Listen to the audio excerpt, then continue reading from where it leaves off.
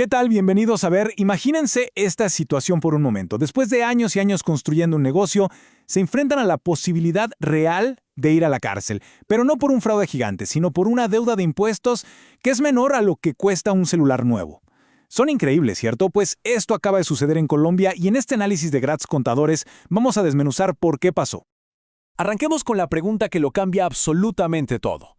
¿Es posible que una deuda con la DIAN de apenas 313,000 pesos, estamos hablando de menos de $100, termine en una condena de 48 meses de prisión? Aunque suene a locura, una sentencia muy reciente y la verdad muy controversial de la Corte Suprema de Justicia acaba de decir que sí. Vamos a ver cómo es que esto es posible.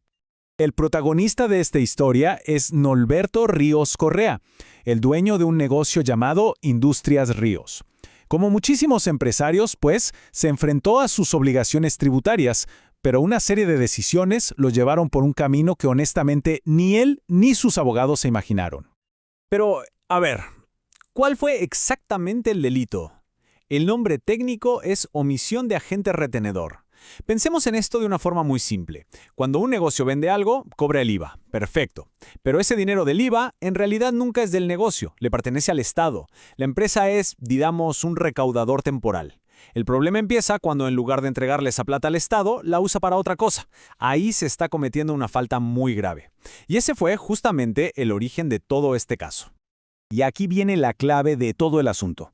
No estamos hablando de una simple multa o de pagar unos intereses por mora, no. No entregar estos dineros no se considera un error administrativo, sino un delito que está tipificado en el Código Penal. Y esto cambia las reglas del juego por completo, porque significa que las consecuencias pueden ir mucho más allá del dinero y llegar, como en este caso, a la pérdida de la libertad. Miremos la cronología para entender bien cómo se desarrolló esto. La deuda original es del año 2012. Pasaron 5 años hasta el 2017 para que se formularan los cargos. El juicio no empezó sino hasta el 2023, y aquí la historia da un giro de novela. En agosto de ese año fue absuelto. Parecía que todo había terminado para él. Pero apenas un mes después, un tribunal superior tumbó esa decisión y lo condenó. Y finalmente, pues, el caso llegó a la Corte Suprema, que ratificó esa condena. Y es aquí donde la historia se vuelve todavía más increíble.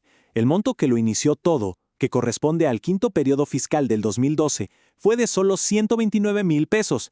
Para que tengamos una idea, es una cifra que muchos se gastarían en una cena. El segundo monto, del periodo siguiente, fue de 184,000 pesos. La suma de los dos es lo que nos da la cifra central de este caso, 313,000 pesos. Una cantidad que desató un proceso penal que se alargó más de una década, y que llegó nada más y nada menos que a la máxima instancia judicial del país. Y es que este caso escaló hasta la Corte Suprema, porque ya no se trataba solo de los números. Se convirtió en un verdadero enfrentamiento entre dos maneras de ver la ley y la justicia tributaria. La defensa centró todo su argumento en una idea muy potente. Calificó la deuda como una bagatela, o sea, una nimiedad, algo insignificante. Sostenían que era absurdo y completamente desproporcionado que el Estado desplegara todo su aparato judicial y penal por una suma tan pequeña, sobre todo cuando hay casos de evasión masiva por miles de millones. Y aquí es donde chocan dos mundos. Por un lado, la defensa argumentaba, oigan, el monto es mínimo, la pena de cárcel es totalmente desproporcionada y para colmo todo este proceso llevó a la quiebra al negocio del señor Ríos.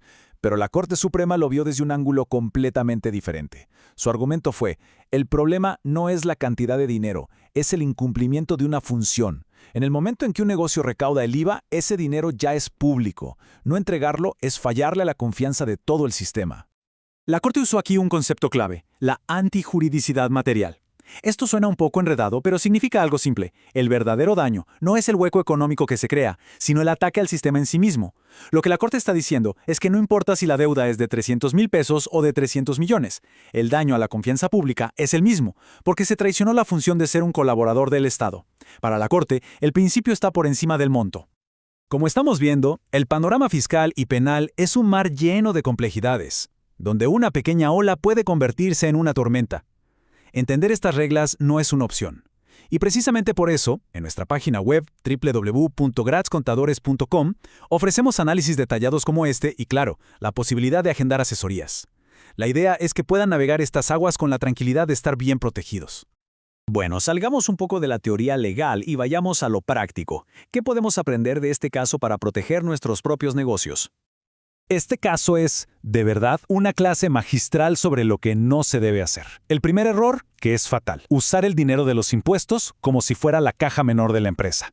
Ese dinero nunca es del negocio. El segundo, presentar la declaración pero sin pagar. Esto no es una solución temporal, es confesarle directamente a la DIAN que se cometió el delito. Tercero, aplicar la del avestruz, ignorar las notificaciones y el error que este caso pulveriza por completo, creer que por ser poquito no pasa nada. Acabamos de ver que sí pasa, y vaya que pasa. La conclusión es muy simple y muy directa.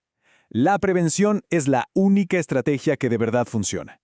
Una buena planeación tributaria y tener asesores expertos al lado no es un lujo, es parte del costo de hacer negocios de forma segura. Es, básicamente, el seguro para proteger no solo la empresa, sino también la libertad personal. Volvamos a la decisión final para cerrar nuestro análisis, porque más allá de lo estrictamente legal, queda una sensación de debate sobre si fue una decisión justa. El resultado final es innegable y la verdad es contundente. Por una deuda de 313,000 pesos, la condena fue de 48 meses de prisión. Una decisión que sin duda alguna sienta un precedente muy severo. Y esto nos deja con varias preguntas para la reflexión.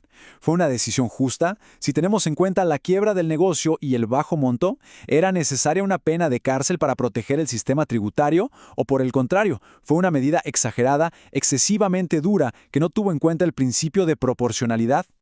La verdad es que no hay una respuesta fácil, y el debate apenas comienza. Estos son los temas que vamos a seguir analizando a fondo. Para ser parte de la conversación y no perderse ningún análisis, los invito a que nos sigan como Gratz Contadores en Instagram, TikTok y YouTube. Muchas gracias por acompañarnos. Desde Gratz Contadores, nuestra misión es transformar la complejidad fiscal en claridad para los negocios. Nos vemos en el próximo análisis.